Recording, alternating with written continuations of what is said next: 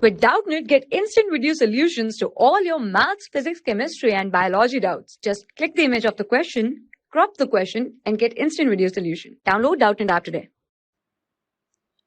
Hello, so question says this, which of the following spaces have one unpaired electron each, right? So we have to tell that in which of the following spaces we have a one unpaired electron each, right? So we have option A is O2 and O2 negative, option B is O2 and O2 positive, option C is O2 positive and O2 negative, and option D is O2 positive and O2 negative, right? So in all we have four spaces, that is oxygen positive, right? So oxygen positive, oxygen negative, that means O2 negative and O2 negative, right? So we have a four space, right?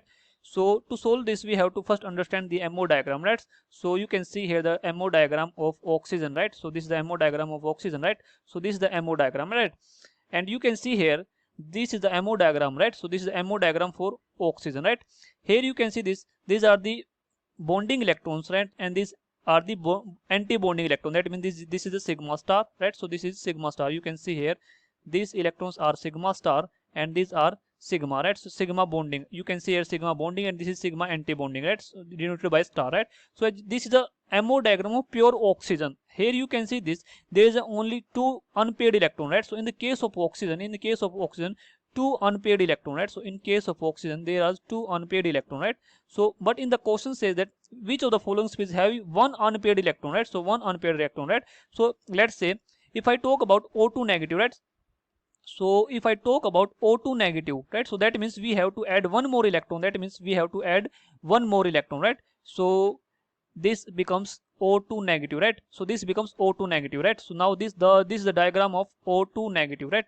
So I can say this, let's say this is for O2 negative for green pen, right? So this is O2 negative, right? Here you can see this, there is only one electron, right? So in this I can say this, there's only one unpaired electron, right? So in O2 negative, one unpaired electron, right? So if I remove it, so if I talk about O2 positive, right? So if I talk about O2 positive, right? So if I talk about O2 positive, so let me draw it, O2 positive, right? So this is O2 positive, right? So I can say this, in case of O2 positive, right? In case of O2 positive, I have to remove one more electron, right? So I have to remove one more electron, that means I have to remove one more electron, that means this electron is removed, right? So this electron is removed, right? So in this removing electron, here we are left only with one electron, right? So here this is one unpaired electron, right? So this is one unpaired electron, right? So and this electron is present in pi star 2py, this electron is pi star 2py, that means you can see here this electron is present in pi star 2py here. So I can say this, in O2 positive, right? In O2 positive there is also one unpaired electron, right? One unpaired electron, right? And while in the case of O2 negative, right? So while in the case of O2 negative, right? So this is O2 negative, right?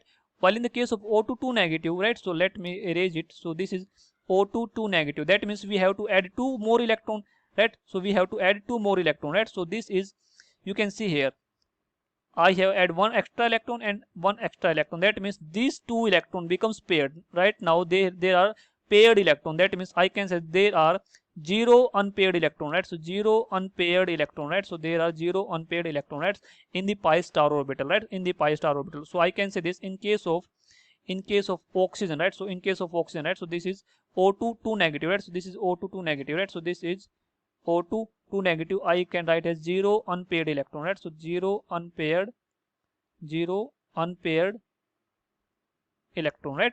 So and if I talk about O2, right? So you can see here, if I talk about O2, so if I talk about O2, you can see clearly that there are two unpaired electron, right? So you can see here, if I talk about O2, so if I talk about O2, there are two unpaired electron, right? So